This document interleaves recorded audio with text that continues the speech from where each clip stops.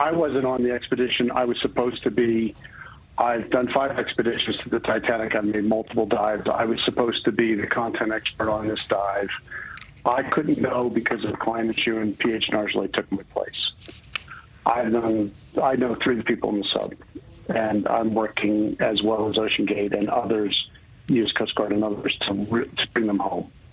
So that's the most important point, and we have been working nonstop.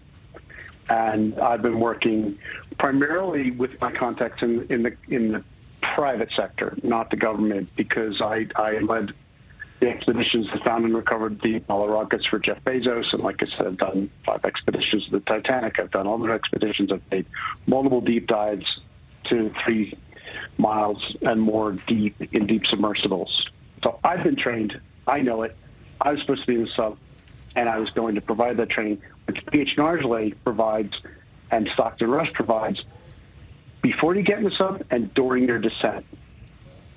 David had a very brief time in the sub, and he didn't get the training, and I'm sorry he didn't, and he would have had more authority had he done that. But, you know, we're talking hours and days. We're not talking minutes and what you learn in 18 minutes or 20 minutes in the sub. So you have 96 hours of oxygen. 96 hours of oxygen is provided by oxygen tanks, and there are carbon dioxide scrubbers, which scrub the carbon dioxide out of the air. It's a very simple system. So they have 96 hours of oxygen from about the time they closed the hatch on the sub, and they went down at approximately 9 o'clock local time yesterday morning, which was 7:30 local time in New York City and Washington, East Coast. We are working as hard as we possibly can to get assets on site that can find and recover the submersible and bring these people home safely. That's all we care about. That's all we've been working on since we lost communications with them. We have worked primarily within the private sector because it is the private sector that has the ability to do this, not the government sector. We are working closely with the U.S. government, the Canadian government, the British government, the French. Anybody that could potentially have an asset to go here, we have been in contact with.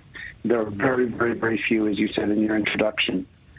Everybody in the commercial sector has stood up and said, I'm in, I'll do what I can. We have a 6,000-meter capable ROV system with the long-term recovery system and the same crew that just did the high-resolution sonar survey, or 2 billion people saw it a month ago, that survey of the Titanic, on a tarmac, ready to deploy, ready to go, ready to get to a vessel in Canada, which is on standby to go to the site. And we are simply trying to work our way through the paperwork issues and the logistical. It's hard to believe that issues. it's hard to believe, David, that you're dealing with paperwork and government red tape in order to mobilize the equipment that you say you have currently off the coast of the UK. In terms of the amount of time left, is it accurate to say that if you were to do the math on the 96 hours, we're looking at the possibility of Thursday midday being the deadline? I mean, that is it. That's the amount of time you have to work with. And if that's the case, when does the government have to mobilize in order to hit that deadline? You can't just get out 600 miles from Newfoundland quickly. Well, I can tell you this, Ashleigh. This equipment has been on the tarmac for hours. And when I communicate with the United States government, I get out-of-office replies. Not from everyone, but from key people that have a sign-off on this. That is unacceptable.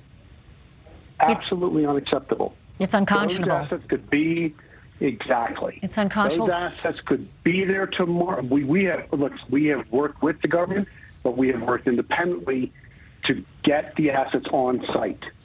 It is essential. I don't want to see an out-of-office reply. I want to see a yes, how can we help you? And we are trying as hard as we can, and I sent your producers photographs of those assets under the Klieg lights at night in Guernsey, ready to be shipped. And those were taken hours ago. We want them on site as quickly as possible so we can get down and get to these people. David, the 96 hours is not an absolute number. We are at the outside window of the 96 hours, but we're doing everything we can to get to shave minutes and hours off that time.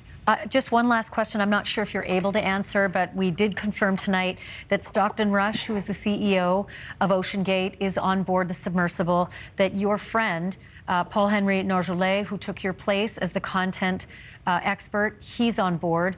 We also know about the third passenger, who is Hamish Harding. Do you know who the other two are, if there are a total of 5? I do. Are you able to say? No, please. Out of respect for their family members, and out of respect, this is a highly sensitive matter, and we just want to get these people home. I understand. I'm not going to answer that question. I'll do everything in my power to bring those people home. But David, they need peace. They need privacy.